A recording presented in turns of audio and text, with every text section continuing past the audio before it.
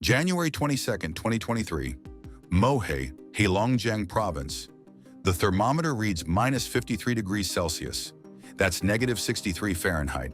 At that temperature, diesel fuel turns to jelly. Rubber tires shatter like glass. Exposed skin starts dying in under 5 minutes. This is the coldest inhabited place in China. The locals call it China's North Pole. Now imagine this. Your power grid fails. Your electric furnace goes silent. Your insulation, fiberglass, drywall, foam was never built to hold heat. It was built to trap air. And once that warm air escapes through every crack, every seam, every poorly sealed window, your house becomes a freezer with furniture. But 800 years ago in the same region, during the Little Ice Age, when winters were even colder than today, Chinese families survived. No electricity, no natural gas, no modern insulation. They didn't heat the air, they heated the human. And by the end of this video, you'll understand why the ancients figured out something we've completely forgotten. But first, we need to talk about the real villain here. Not just the cold. The kind of cold that nearly wiped out entire civilizations. The year is 1320, Europe is starving. The Thames River in London freezes solid for months.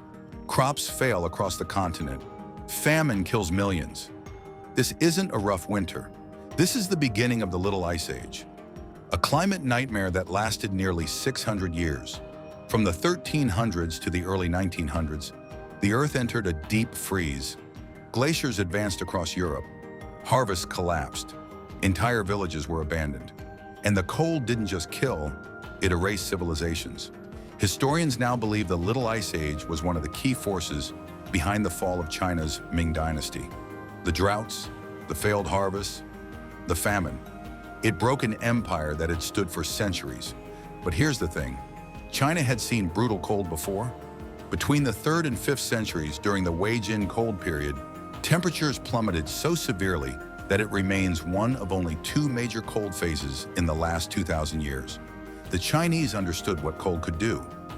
And over centuries they had prepared. So what exactly did they build?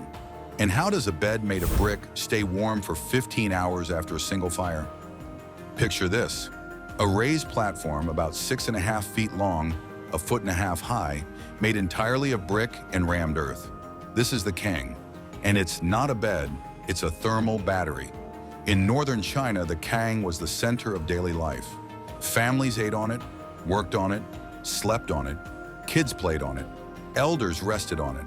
It wasn't furniture, it was a microclimate, a warm island in the middle of a frozen world. But here's what makes it genius. The Kang doesn't burn wood to heat air. It burns wood to heat mass. And that difference changes everything. Inside the Kang is a hollow cavity, a network of flue channels, brick-lined tunnels that snake through the platform in a serpentine pattern. These channels connect to the cooking stove on one end and a chimney on the other. When you light the morning fire to cook breakfast, the hot exhaust doesn't shoot straight out. It's forced through the maze beneath the bed. The smoke travels slowly, deliberately, and as it moves, it transfers its heat into the surrounding brick. By the time the smoke exits the chimney, it's cool. That means roughly 90% of the fire's energy has been captured, not by the air, by the brick. And that brick, nearly 1,760 pounds of it, soaks up heat like a sponge and radiates it back for hours. A single fire in the morning can keep the Kang warm for 12 to 15 hours. No electricity, no thermostat, just physics. And it gets smarter. The surface of the Kang wasn't just raw brick.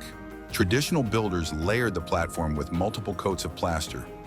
Clay mixed with straw, then clay with sand, then lime with hemp fiber. These layers acted as thermal buffers, smoothing out temperature swings so the surface never got uncomfortably hot. You could sleep directly on it all night, comfortably, even as temperatures outside plunged to minus 40. Now think about that.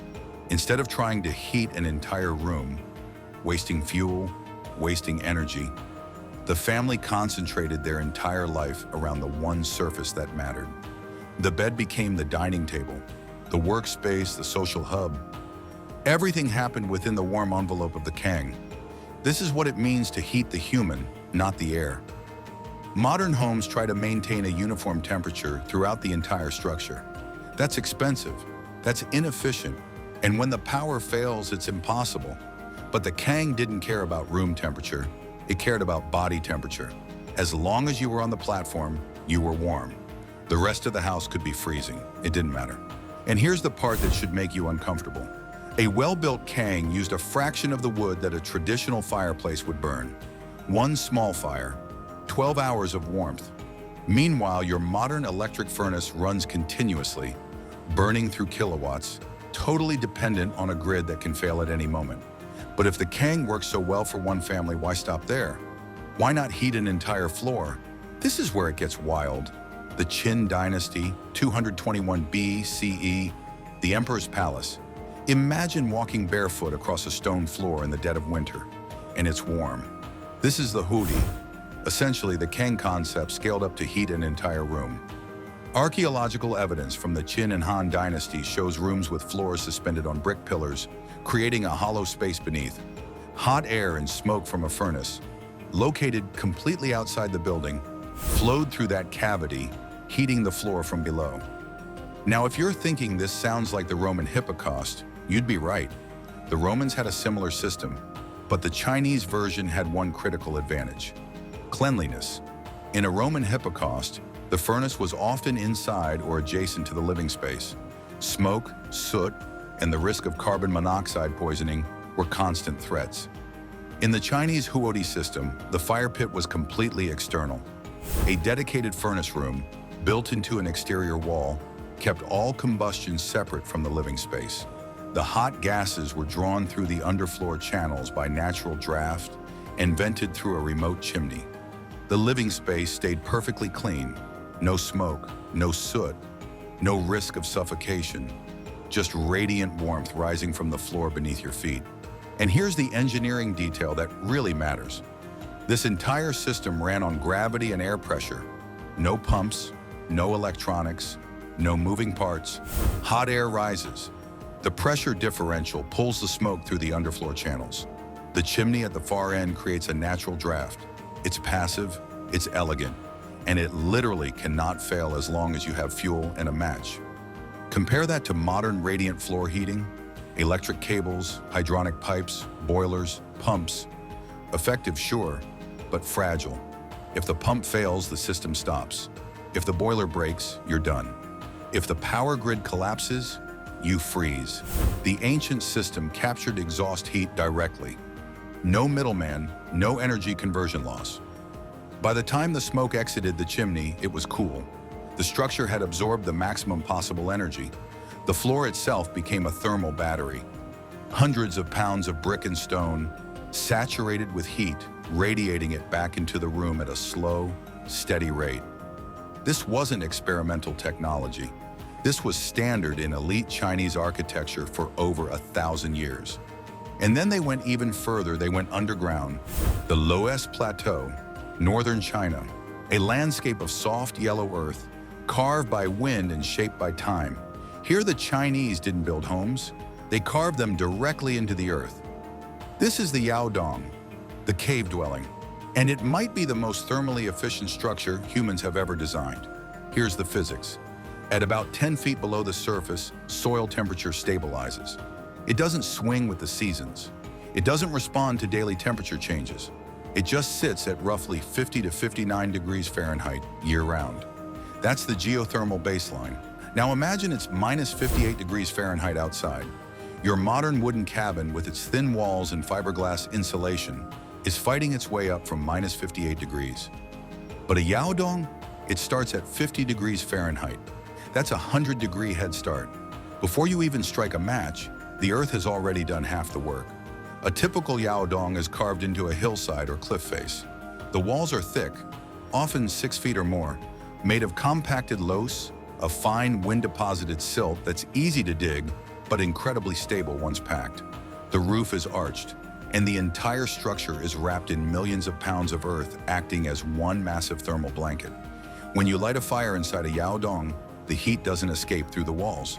The earth absorbs it, stores it deep in its mass, And because Earth changes temperature on the scale of weeks, not hours, the interior stays remarkably stable. Monitoring data from cave dwellings in northern China shows winter indoor temperatures commonly ranging from 48 to 63 degrees Fahrenheit, even when it's well below freezing outside. No active heating, just the Earth doing what the Earth does best. Some Yaodong complexes took it even further with the sunken courtyard, called the Dangyuan. Imagine digging a pit 20 to 33 feet deep into the loess. Then from the walls of that pit, you carve individual cave rooms, each opening onto the central courtyard. Sunlight floods in during the day. The earth walls absorb solar heat. That heat radiates into the rooms at night. It's passive solar design, 2,000 years before we had a name for it. But the real survival stat is this. In a prolonged blackout during a severe cold snap, a modern cabin becomes uninhabitable in less than a day. A Yaodong remains survivable for weeks. The thermal mass of the surrounding Earth is so vast that it takes weeks for the interior temperature to catch up with the outside. You have time. Time to gather fuel, time to plan, time to survive. About 40 million people still live in Yaodong dwellings today. That's not nostalgia. That's engineering that works. And if you think this is all just ancient history with no modern relevance, let me remind you of February 2021. Winter Storm Uri, Texas. Over 4.5 million homes and businesses lost power. Indoor temperatures dropped to freezing inside people's houses. At least 246 people died. Some estimates put the real number closer to 700. People froze to death in their own homes. In the United States of America, in the 21st century. Why? Because 89% of detached homes in this country are under-insulated. Why are we still building homes that can't last 24 hours without a power grid? Drop your answer in the comments. If this video changed how you think about engineering, survival, or the brilliance of ancient civilizations, smash that like button, share it with someone who needs to see this, and subscribe so you don't miss what we uncover next. I'll see you in the next one.